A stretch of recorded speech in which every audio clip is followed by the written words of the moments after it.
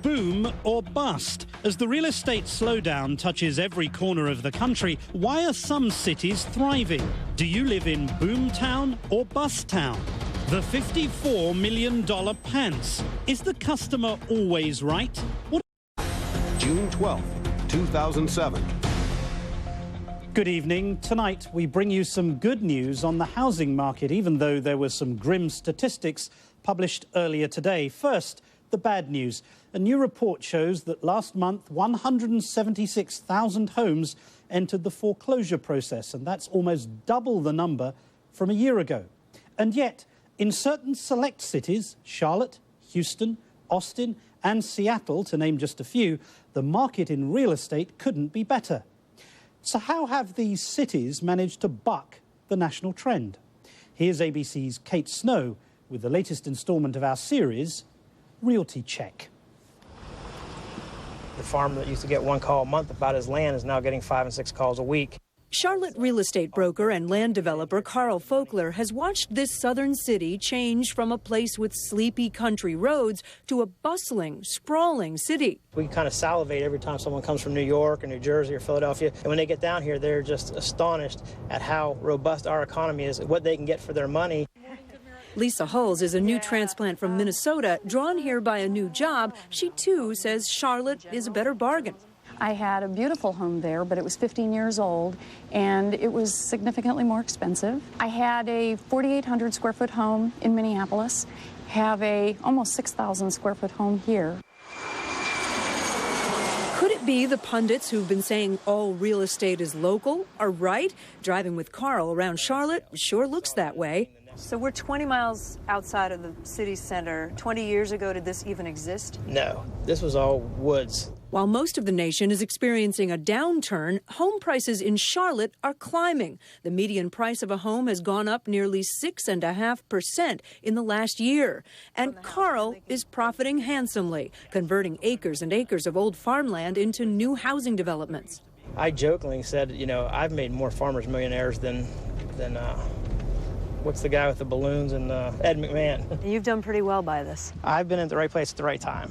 And how well have you done without getting too personal? Very, very well. Probably $15 to $20 million worth of land a month.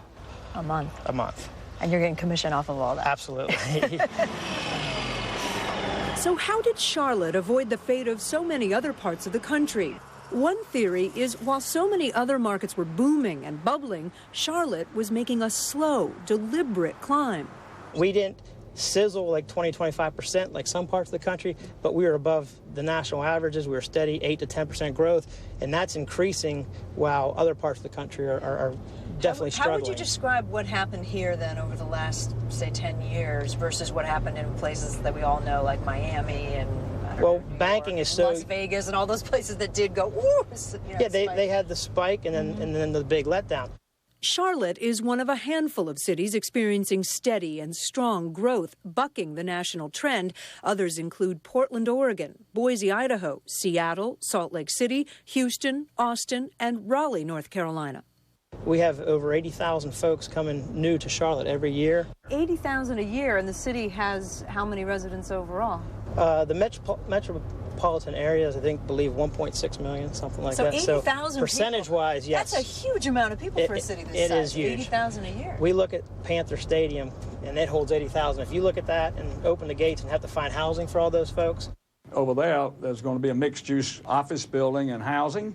Hugh McCall deserves some of the credit. In 1998, his bank, Nations Bank, and Bank America announced a merger. The result, Bank of America, with its headquarters in Charlotte. There's this farmers market sitting right in the main entrance to the bank. And, you know, I'm sure you're used to that in New York or Boston or somewhere. But to us, you know, it's exciting. We like it. It's life on the street. Charlotte is now the second most important center for banking in the nation after New York City. Some of us think we're still just an overgrown country town, but the truth of the matter is we have a vibrant economy and lots of people from everywhere else in the world. And that has really been driven by the banks largely initially, but now has a life of its own. It's not always banking, but in many of the cities that are still growing, bucking the trend, one particular industry has taken root, creating steady job growth and drawing employees with money to spend on their homes. Real estate analyst and investor Michael Knight expects that will continue. So who is moving here? We're the #2 destination for the 25 to 34-year-old demographic age range, which is in the economics world and for business, the most coveted demographic they have. These are all for sale for about $1 million because they're up here on the road and stuff. And as we get in here, you'll see a lot nicer ones. Wait, $1 million because they're up here on the main highway? On the main road. Those Right. are the cheap houses? Yes. And who owns this home? Anybody yet? Yeah, I just sold it for $3.2 million 2 weeks ago. Sorry, $3.2 million. $3.2 million. It's worth every penny of it. Wow. That's a high ceiling. This is a beautiful home. Are those balconies? They are. Off 2 bedrooms, children bedrooms. the children have balconies. In their own baths and more square footage than you can imagine. I'm imagining what my children would do on those balconies. This would be the dining room, and it's all hand faux painted. Is that gold leaf? It is. Real gold leaf. Yes. Right. Everything in here is real. You'll Everything see, in here is real. Yes. To a huge kitchen, which is going to be the focal point of the home. Yeah. As you can see, you come through here, you got a huge eat-in breakfast area. You have a dining room there, family room there. Great room. And we're on water here. yeah, there's about a 4.5 acre pond. Who bought this place? It was an investor who came in down from up north and bought the home. Who will flip it and turn around and sell it again? That is the idea. This is a $3.2 million house. Correct. How much would this house sell for in California? I would guess upwards north of $5 million. Okay. Yeah. Or, I don't know, Chicago area. Again, $5 million or better. If you can find a lot that's 2 acres on a 4.5 acre pond, which it's unheard of in those places. Miami. Can't touch it. That is the other advantage in a place like Charlotte. In part because housing prices here never exploded, the cost of living is much lower than in cities like San Diego or Miami, and you get more house for your money. This is not a room, this is the shower? This is a shower, almost a car wash for the body. What can you get for $1 million in Charlotte, North Carolina? You can get a beautiful 7,000 to 8,000 square foot home with all the niceties, the granite, the tile, every upgrade you can possibly imagine. You know, you have $1 million houses after $1 million houses, and it's all the new money, a lot of the dinks, which is double income, no children, we call them. Along with the dual income couples lured by jobs are retirees, baby boomers, many of them from the Northeast with money to pump into the local economy. Some retired to Florida and then changed their minds and moved to Charlotte. We call them affectionately halfbacks. They had originally What does that mean, halfback? They had originally moved to Florida from up north, New York, New Jersey, Pennsylvania, and now they moved halfway back home. The Carolinas actually surpassed Florida several years back for the #1 retirement states in the country. How many developments like this one for retired folks would there be now in Charlotte? I mean, are they going up right and left? In the local surrounding areas, we can't build them fast enough. A lot of people enjoy the fact they can drive 3 hours and be in the mountains or at the beach. Another thing is the weather here. We have great weather year-round. And homes are still appreciating in Charlotte at a rate that's about twice the national average. We've been the beneficiary of just slow and sustained growth. Kind of, if you will, related to kind of like tortoise and hare, and where these other markets are jumping all over the place.